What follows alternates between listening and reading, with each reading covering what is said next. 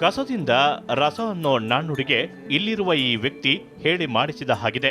Waste ಪ್ಲಾಸ್ಟಿಕ್ನಿಂದ ಹೀಗೂ ಮಾಡಬಹುದು ಅಂತ ಇವರು ಸಾಧಿಸಿ ತೋರಿಸಿದ್ದಾರೆ.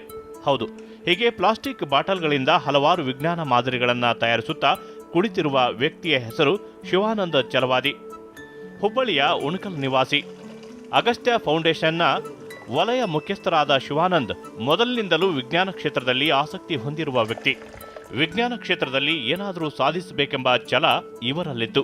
ಹೀಗಾಗಿ ಇವರು ಸುಮಾರು 200ಕ್ಕೂ ಹೆಚ್ಚು ಬಾಟಲ್ಗಳನ್ನು ಸಂಗ್ರಹಿಸಿ ಅವುಗಳಿಂದ ವಿಜ್ಞಾನ ಪ್ರಯೋಗಗಳು ಹಾಗೂ ಅಲಂಕಾರಿಕ ವಸ್ತುಗಳನ್ನು ತಯಾರಿಸುತ್ತಿದ್ದಾರೆ.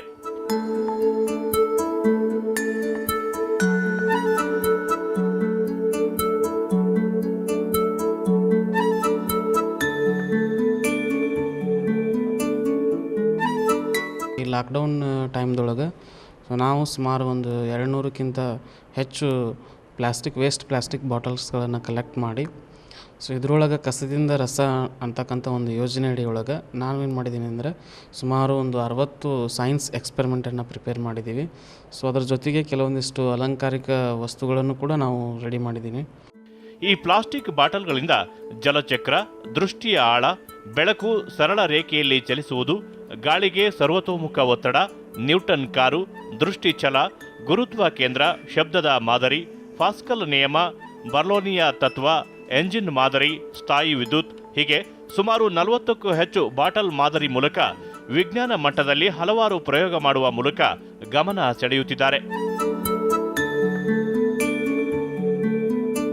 ಕೆಲವೊಂದಿಷ್ಟು ಶಾಲೆಗಳಲ್ಲಿ, ಸರ್ಕಾರಿ ಶಾಲೆಗಳೊಳಗೆ ವಿಜ್ಞಾನ ಪ್ರಯೋಗಾಲಯ ಒಂದು ಕೊರತೆ ಇರೋದ್ರಿಂದ ಶಿಕ್ಷಕರು ಈ ಒಂದು ಮಾದರಿಗಳನ್ನು ನೋಡಿ ಸುಮಾರು 500ರಿಂದ 600 ರೂಪಾಯಿ ವೆಚ್ಚದೊಳಗೆ ಸುಮಾರು 30ರಿಂದ 40 ಎಕ್ಸ್ಪೆರಿಮೆಂಟ್ಗಳನ್ನು ಅವರೊಂದು ಶಾಲೆಯ ಒಂದು ಪ್ರಯೋಗಾಲಯದಂತೆ ರೆಡಿ ಮಾಡಿಕೊಳ್ಬೋದು. ಆ ಒಂದು ಇದರೊಳಗೆ ಈ ಒಂದು ಮಾದರಿಗಳನ್ನು ನಾವು ತಯಾರು ಮಾಡಿದ್ದು ಇನ್ನೂ ಮುಂಬರುವ ದಿನಗಳಲ್ಲಿ ಈ ಮಾದರಿಗಳ ಮೇಲೆ ರೈಟಪ್ ಮಾಡಿಕೊಂಡು ಇವನ್ನು ಒಂದು ಪುಸ್ತಕ ರೂಪದಲ್ಲಿ ಹೊರಗೆ ತರಬೇಕಂತ ಒಂದು ಯೋಜನೆಯನ್ನು ಹಾಕ್ಕೊಂಡಿದ್ದೀನಿ. ಮಕ್ಕಳಿಗೆ ವಿಜ್ಞಾನ ಕ್ಷೇತ್ರದಲ್ಲಿ ಹೆಚ್ಚು ಜ್ಞಾನ ಹೊಂದಬೇಕು ಎಂಬ ಉದ್ದೇಶದಿಂದ ಪ್ಲಾಸ್ಟಿಕ್ ಬಾಟಲಿಗಳನ್ನು ಸಂಗ್ರಹಿಸಿ ಅವುಗಳಿಂದ ವಿಜ್ಞಾನ ಪ್ರಯೋಗಗಳನ್ನು ತಯಾರಿಸಿದ್ದಾರೆ.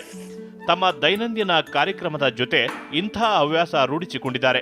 ಇಷ್ಟೇ ಅಲ್ಲ, ಶಿವಾನಂದ್ ಅವರು ತಮ್ಮ ಕ್ರಿಯಾಶೀಲತೆಯನ್ನು ಮಕ್ಕಳಲ್ಲಿ ವಿಜ್ಞಾನದ ಬಗ್ಗೆ ಜಾಗೃತಿ ಮೂಡಿಸಲು ಸಾಕಷ್ಟು ಎಕ್ಸಿಬಿಷನ್ಗಳನ್ನು ಆಯೋಜಿಸಿದ್ದಾರೆ. ಲೈಫ್ನಲ್ಲಿ ನಾವು ಬಳಕೆಯಾಗಿರುವ ಯಾವುದೇ ಸಾಮಗ್ರಿ ನಿರುಪಯುಕ್ತ ಅಲ್ಲ ಅನ್ನೋದನ್ನು ಸಾಬೀತುಪಡಿಸೋದೇ ಶಿವಾನಂದ್ ಅವರ 1 ಪಾಯಿಂಟ್ ಅಜೆಂಡಾ.